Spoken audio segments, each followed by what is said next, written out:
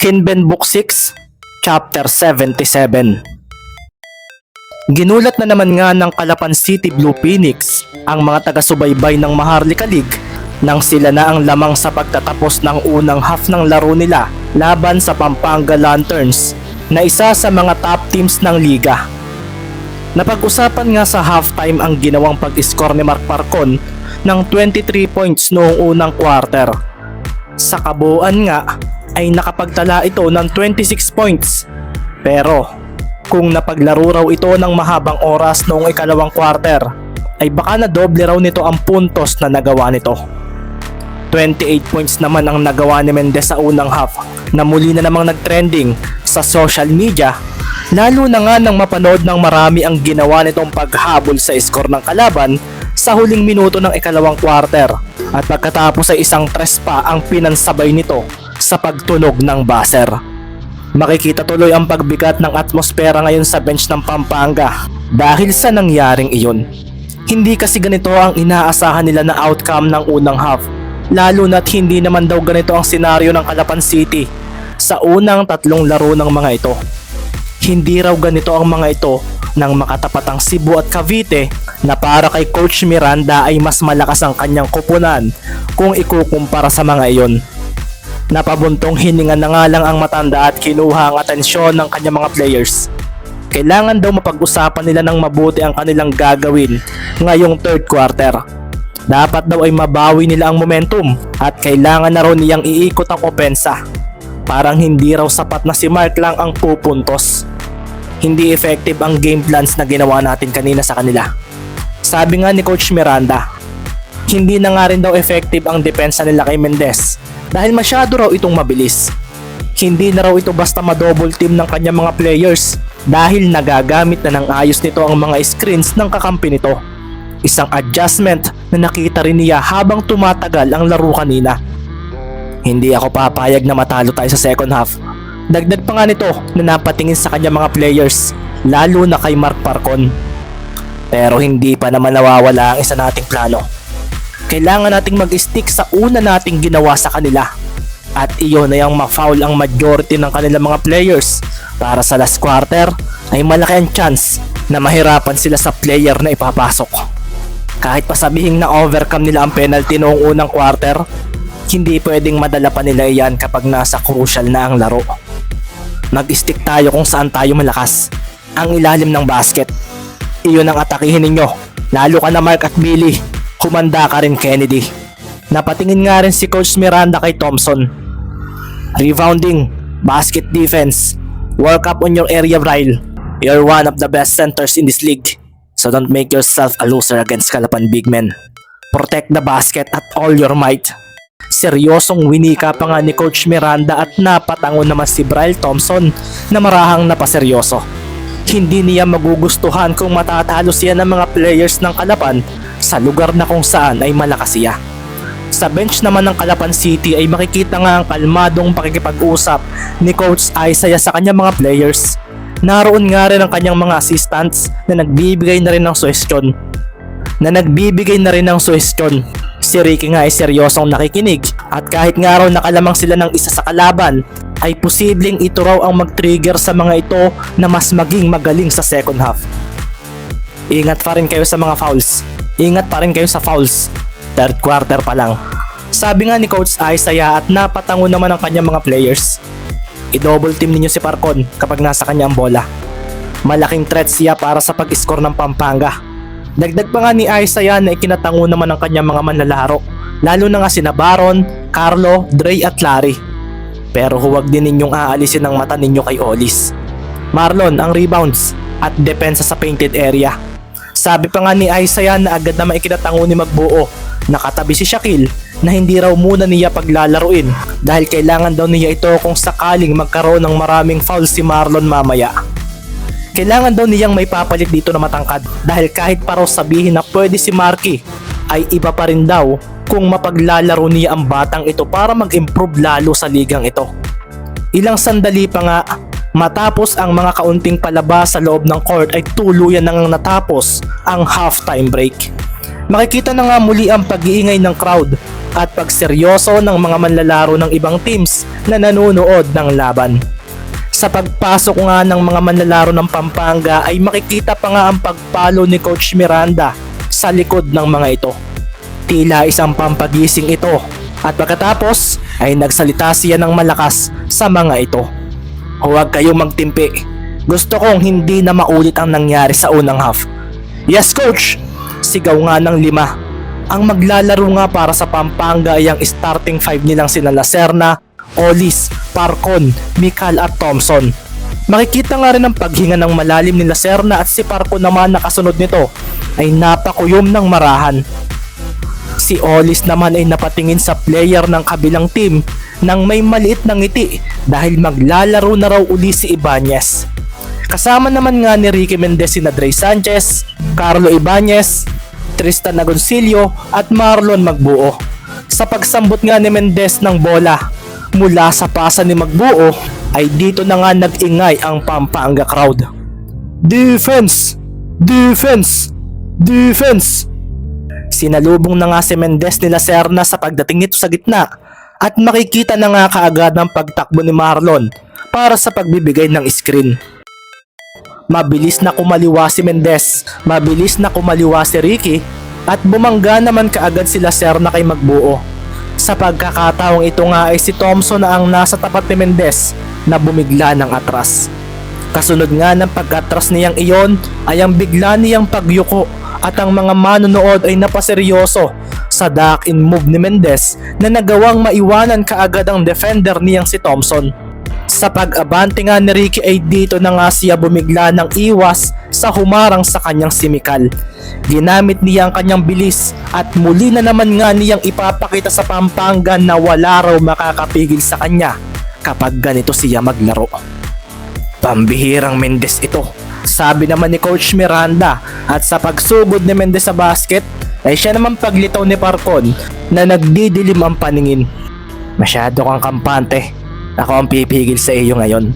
Sabi nga sa sarili ni Parcon at sa pagkatagpo nila ni Mendez sa may basket ay binigla siya nito ng talon na kaagad niyang ikinangiti. Nabasa niya ang fake ko. Sabi nga ni Ricky sa isip na naisipan na lang na ipasa ang bola kay Magbuo na biglang dumating sa likuran ni Parcon. Ibinato nga ni Ricky sa sahig ang bola kaso napangisi si Parcon at biglang napalo ang bolang kumawala mula sa kanyang mga palad. Si Coach Isaiah ay napaseryoso agad sa nangyari at sa paglayo ng bola ay mabuti na lang at nasambot ito ni Dre Sanchez na agading pinakawalan iyon mula sa 3-point territory. Pumasok iyon sa basket na nagpakuyom na lang kay Sanchez matapos iyon. Ang bola nga ay makikitang naking Mark Parcon na sa pagpunta ng possession sa kanila at sa pagharang sa kanya ni Mendez ay siya naman paggalaw niya ng biglaan.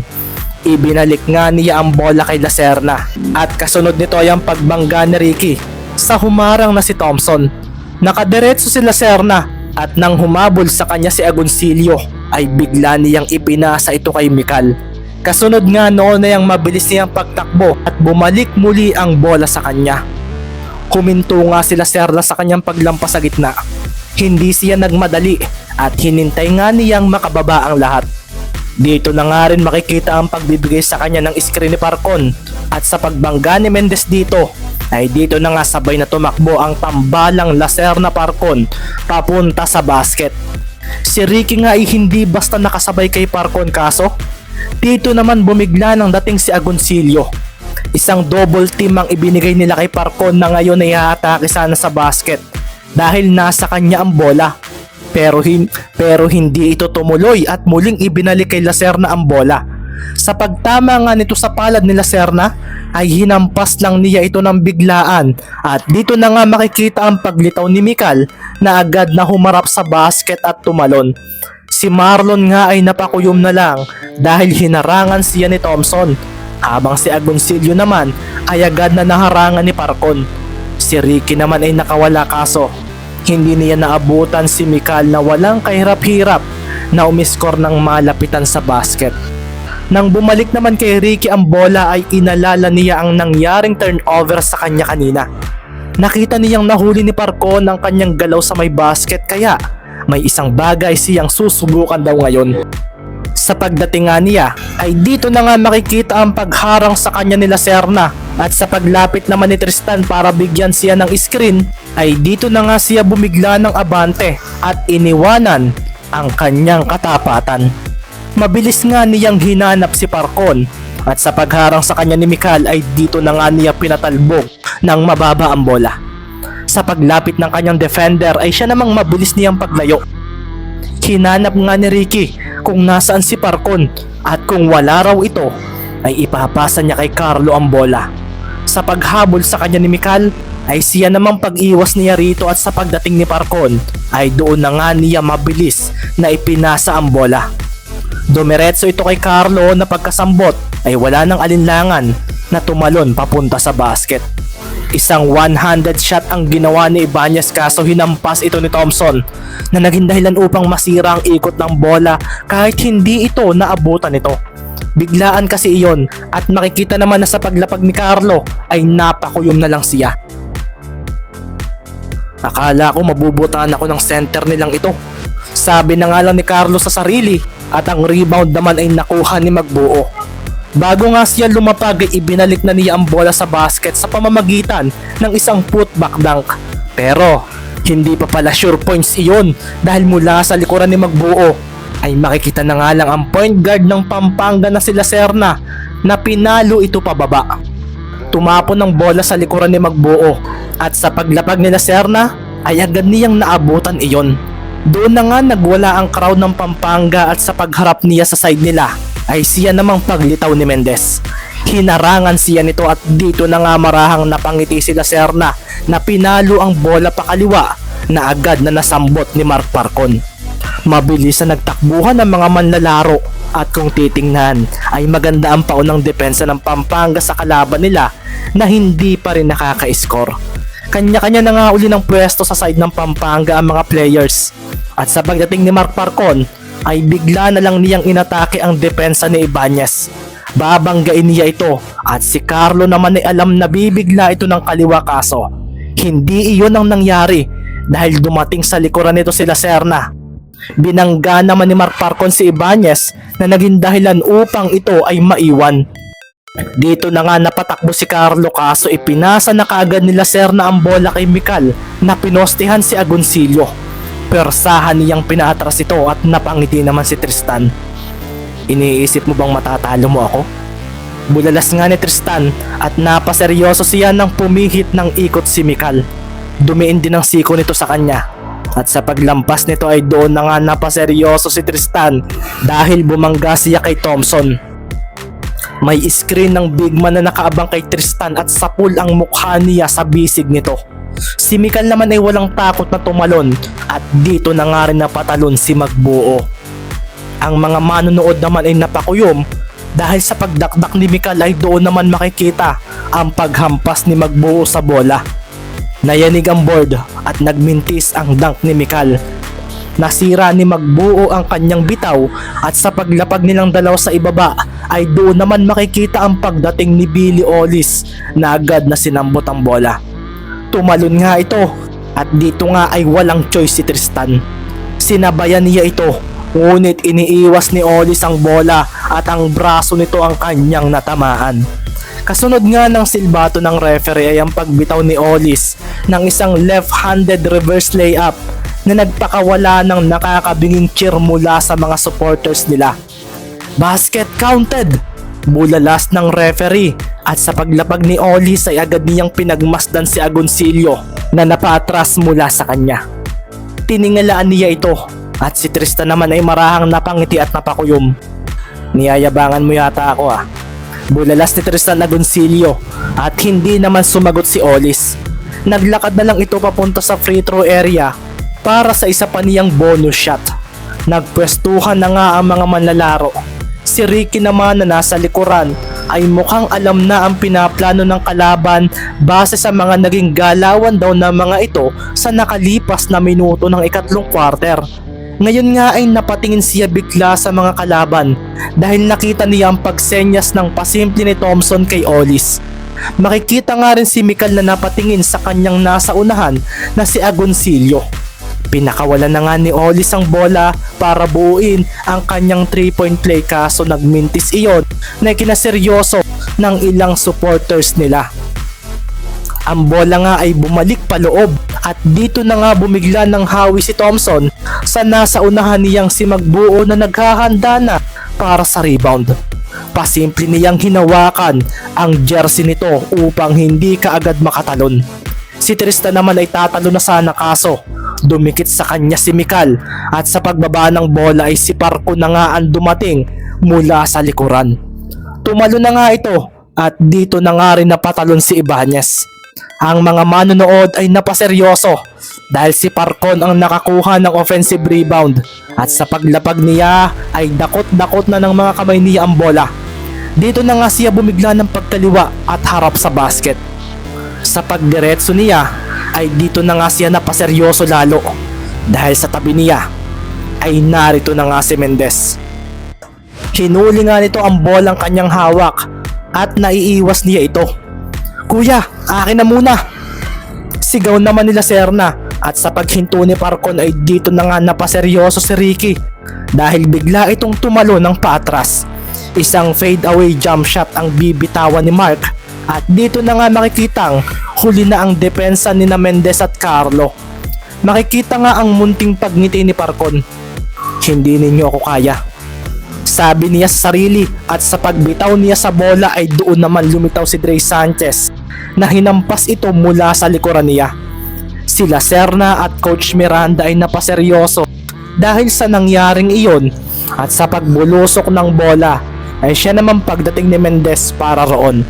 Sinambot ni Mendez ang bola at sa pagdating nila Serna sa tapat niya ay walang alinlangan niyang ibinato ito sa pagitan ng bukas na binti nito. Makikita naman nga ang paglampas ni Ibanez at sa pagtama ng bola sa mga kamay niya ay siya rin pag-dribble niya rito. Lumampas nga siya sa gitna at dito naman makikita ang paglampas ni Ollis sa kanya. Hinabol nga nito si Carlo na sa pagtalon papunta sa basket ay siya naman pagsabay ni Billy Ollis nang walang katakot-takot. Makikita nga ang dalawa sa ere at sa pagbitaw ni Ibanez ay siya naman pag-block ni Ollis dito na tila ba may gigil nang gawin ito.